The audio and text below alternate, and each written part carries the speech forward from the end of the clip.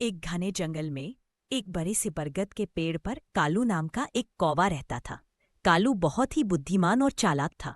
उसकी नजरें बहुत तेज थी और वह हर मुसीबत का हल अपनी सूझबूझ से निकाल लेता था। उसी पेड़ की एक खोखल में चिक्की नाम की एक नटखट और फुर्तीली गिलहरी रहती थी। कालू और चिक्की में गहरी दोस्ती थी। वे दिन भर साथ खेलते, बातें करते और एक दूसरे के लिए भोजन ढूंढने में मदद करते थे। एक दिन जंगल में एक शिकारी आया। उसकी नजर चिक्की पर पड़ी जो जमीन पर गिरे हुए अखरोट खा रही थी। शिकारी के मन में लालच आ गया। उसने चुपके से चिक्की को पकड़ने के लिए एक जाल बिछा दिया और पास की झाड़ी में छिप गया। अपनी मस्ती में इतनी मगन थी कि उसने जाल को नहीं देखा और जैसे ही वह एक और अखरोट उठाने आगे बढ़ी, वह जाल में फंस गई। वह बहुत घबरा गई और मदद के लिए चिल्लाने लगी, बचाओ बचाओ, कोई मुझे बचाओ। पेड़ पर बैठा कालू अपने दोस्त की चीख सुनकर तुरंत नीचे आया।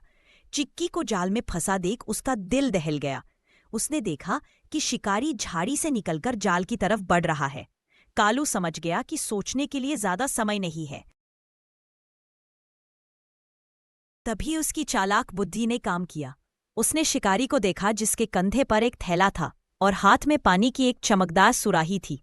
कालू तेजी से उड़ा और शिकारी के सिर के ठीक ऊपर मंडराने लगा। शिकारी ने उसे भगाने की कोशिश की, लेकिन कालू ने एक झपटा मारा और अपनी चोंच से उसकी सुराही उठा ली। शिकारी हैरान रह गया। उसकी कीमती सुराही एक कौवा लेकर जा रहा था। वह गुस्से में चिल्लाया, अरे दुष्ट कौवे, रुक जा, मेरी सुराही वापस कर। शिकारी चिक्की को जाल में छोड़कर कौवे के पीछे भागा।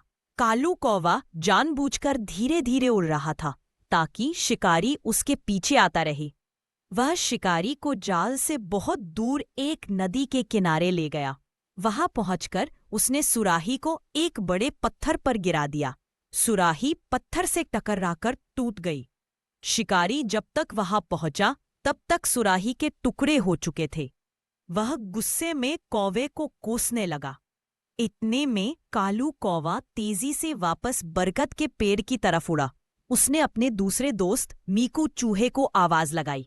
मीकू तुरंत अपनी बिल से बाहर आया। कालू ने उसे सारी बात बताई। मीकू बिना देर किए जाल के पास पहुंचा और अपने तेज दांतों से जाल को कुतरना शुरू कर दिया। कुछ ही पलों में उसने जाल काट दिया और चिक्की आजाद हो गई। चिक्की ने मीकू और कालू को धन्यवाद दिया और तीनों जल्दी से पेड़ पर चढ़कर छिप गए। जब थका हारा और गुस्सैल शिकारी वापस जाल के पास पहुंचा तो उसने जाल को कटा हुआ और खाली पाया। वह समझ गया कि यह उस चालाक कौवे की ही चाल थी। वह अपना सिर पीटता हुआ जंगल से चला गया। उस दिन चिक्की को समझ आया कि एक